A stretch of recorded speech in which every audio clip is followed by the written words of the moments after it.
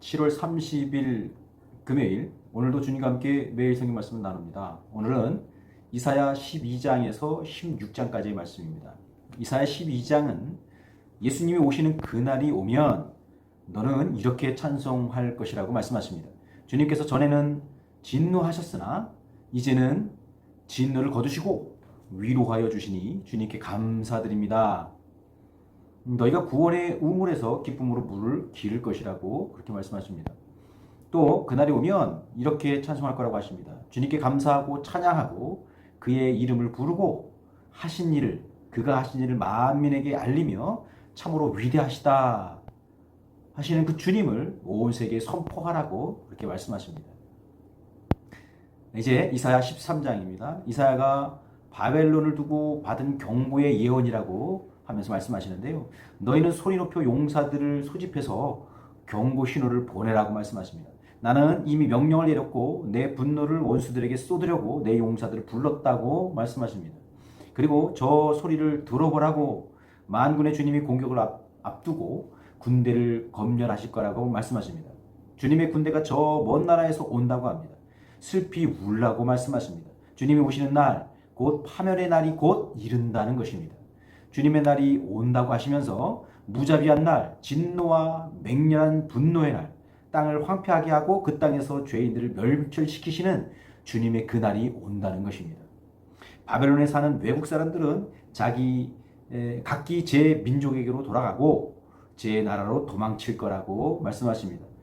내가 메대 사람들을 불러 바벨론을 공격하게 하겠다. 그들은 은이나 금 같은 것은 관심도 없고 좋아하지도 않는다. 그들은 젊은이들을 활로 쏘아 죽이고 아이들을 불쌍히 여기지 않는다고 말씀합니다. 나라들 가운데 가장 찬란했던 바벨론을 마치 소돔과 고모라처럼 멸망시키실 것이라고 말씀하십니다. 이제 이사야서 14장입니다.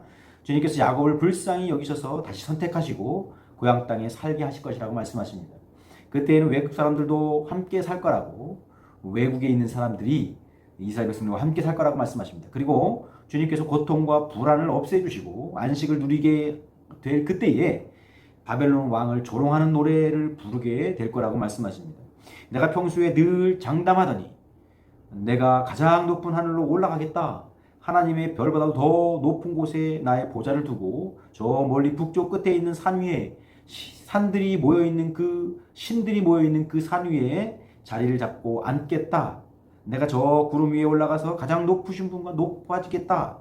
그렇게 말하더니 네가 스홀로 땅 밑 구덩이 위에서도 맨 밑바닥으로 떨어졌구나. 그렇게 노래하게 될 것이라는 것입니다.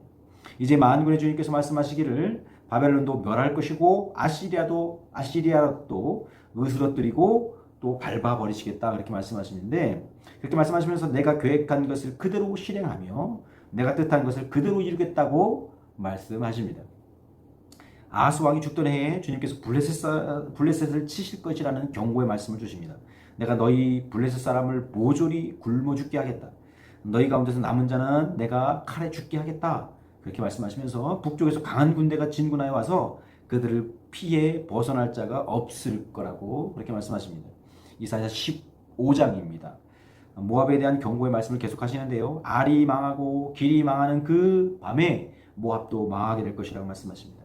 그들이 굵은 배로 허리를 동이고 거리에 나 앉아 울고 지붕 위에 올라가 통곡하며 광장에서도 통곡하니 볼에 눈물이 마를 날이 없다고 말씀하십니다. 곡하는 소리가 온 땅 사방에 울려 퍼지니 울부짖는 소리가 먼 곳까지 들린다고 하십니다. 그런데 모압의 도피한 자들과 남아있는 자들을 위해서 또 다른 재앙을 하나 더 내리시겠다고 말씀하십니다. 이제 이사야서 16장입니다. 모압 백성아, 예루살렘의 통치자들에게 조공을 바치라고 말씀하십니다.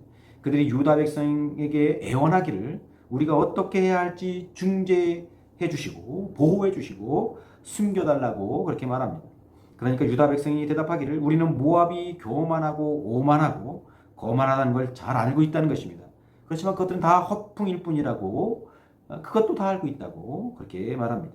모압 백성은 고통을 못 이겨서 통곡할 거라고 하시면서 여름 과일과 농작물을 거두는 너의 흥겨운 소리가 너에게서 그쳐서 통곡하게 될 거라고 말씀하십니다. 이제 기름진 밭에서 기쁨도 즐거움도 사라질 거라고 하십니다. 이것이 전에 모압을 두고 하신 경고의 말씀이라고 말씀하십니다. 그런데 이제 3년 안에 모압의 영화가 능욕을 당하고 남은 사람들이라야 얼마 남지 않아서 보잘것없게 될 것이라고 그렇게 말씀하십니다. 주님은 교만한 자를 물리치시고 겸손한 자에게 은혜를 주신다고 말씀하십니다. 저와 여러분이 그 주님을 의지하여서 주님의 은혜를 누리는 그런 복된 하루가 되기를 주님으로 축원합니다. 하늘 복 받으세요.